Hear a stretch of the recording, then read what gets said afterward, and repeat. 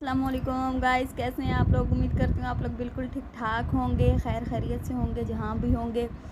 तो मैं हूँ आप लोगों की होस्ट, आप लोगों की दोस्त अलीज़ा अमीन। वेलकम टू अलीज़ा की दुनिया। तो आज मैं बात करना चाहूँगी इस टॉपिक पे कि जब एक लड़की शादी के बंधन में बंध रही होती है, जब एक लड़की निकाह फॉर्म पे सिग्नेचर्स कर रही होती है, तो उसके माइंड में क्या कुछ चल रहा होता है और वो क्या कुछ फेस कर रही होती है। बिकॉज़ हमारा मुआशरा ऐसा है कि बहुत से लोग हैं जो कि इस चीज़ को नहीं समझते कि एक बेटी के दिल पे उस वक्त क्या गुजर रही होती है, जब वो अपने माँ बाप का घर छोड़ रही होती है, अपने बाप की जगह किसी और को हक दे रही होती है, अपना हकदार बदल रही होती है। तो ये चीज़ हमारा मुआशरा बिल्कुल भी नहीं समझता। तो मैंने अपनी लाइफ में जो सीखा है मैं आप लोगों तक ज़रूर पहुंचाना चाहूँगी कि जब मेरा निकाह हो रहा था, जब मेरी रुखसती हो रही थी मेरे माइंड, तो मैं आप लोगों के साथ शेयर करूँगी कि जब मैंने अपने निकाहनामे पे सिग्नेचर्स किए थे तो मेरे माइंड में क्या चल रहा था, क्या नहीं चल रहा था। बहुत कुछ ऐसा था जो मेरे माइंड में बस दौड़ रहा था। बहुत से नए सपने थे, बहुत सी नई विशेस थी, बहुत कुछ चल रहा था। कुछ खुशी थी, कुछ गम था, बट अनफॉर्चुनेटली हर किसी के सपने पूरे नहीं होते।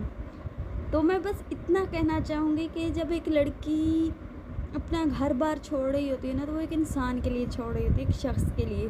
तो उस शख्स को इस चीज़ को एक्सेप्ट करना चाहिए, समझना चाहिए कि यार एक लड़की मेरे लिए अपने माँ बाप को छोड़ के आई है, अपना घर बार छोड़ के आई है, तो मुझे उसकी कदर करनी चाहिए, उसको रिस्पेक्ट देनी चाहिए।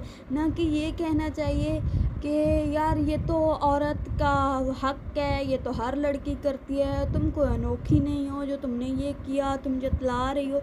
लड़की जतलाती नहीं है, लड़की जस्ट सिर्फ आपको अपना समझ के अपना दुख बता रही होती है, अपनी फीलिंग्स शेयर कर रही होती है। तो काइंडली मेरी तमाम मर्द हजरात से दरख्वास्त है कि इस चीज़ को समझें। बहुत मुश्किल है अपना हकदार बदलना, अपना घर बदलना। क्या आप लोग कभी सोच सकते हैं कि आप अपना घर बार किसी के लिए छोड़ सकते हैं, अपने माँ बाप को छोड़ सकते हैं, बहन भाई को छोड़ सकते हैं? कभी नहीं। ये एक लड़की का ज़र्फ ही होता है, एक लड़की की हिम्मत ही होती है। तो उसको समझें। एक लड़की जब आपके निकाह में आती है ना, तो वो ये चीज़ अपने माइंड में लेके आती है कि आगे जो मेरा हम सफ़र होगा मुझे समझेगा, मुझे वैल्यू देगा, मुझे रिस्पेक्ट देगा, मुझे टाइम देगा, मेरे दुख सुख का साथी बनेगा। जब एक लड़की आपसे शादी का फ़ैसला करती है ना, तो उसको जस्ट एक रिलेशन नहीं चाहिए होता, उसको फ्रेंड चाहिए होता है, उसको दुख सुख का साथी चाहिए होता है। तो उसे अपने घर का हिस्सा समझें, अपनी फैमिली का हिस्सा, अपना हिस्सा। एट द लास्ट मैं ये कहना चाहूँगी कि देखें, जब तक आप ख़ुद अपने घर की औरत को इज़्ज़त नहीं दोगे, कोई भी नहीं देगा। तो प्लीज़ अपनी बहन, बेटी, माँ, बीवी, इनमें डिफरेंस को समझें। सबको अपना अपना मकाम दें, अपनी अपनी इज़्ज़त दें। देखिए, मैं क्लियरली ये बोलना चाहूँगी कि जो इज़्ज़त होती है ना औरत की, शादी से पहले उसका बाप उसको जितनी इज़्ज़त देगा ना उस लड़की की, उतनी ही मुआशरे में रिस्पेक्ट होगी। और शादी के बाद जितनी आप अपनी वाइफ को रिस्पेक्ट दोगे, उतनी ही उसकी मुआशरे में रिस्पेक्ट होगी। एक औरत की जो रिस्पेक्ट है ना, एक मर्द के साथ जुड़ी हुई है। ये बात बहुत बड़ी हकीकत है।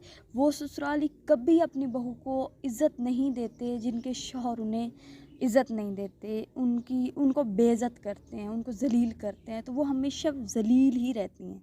तो काइंडली अपने लिए अपनी वाइफ को इज़्ज़त दें। और ये भी कहना चाहूँगी कि जब तक एक बाप अपनी बेटी को इज़्ज़त नहीं देगा, कोई भी इज़्ज़त नहीं देगा। तो काइंडली अपनी बेटियों को, अपनी बीवियों को रिस्पेक्ट दें।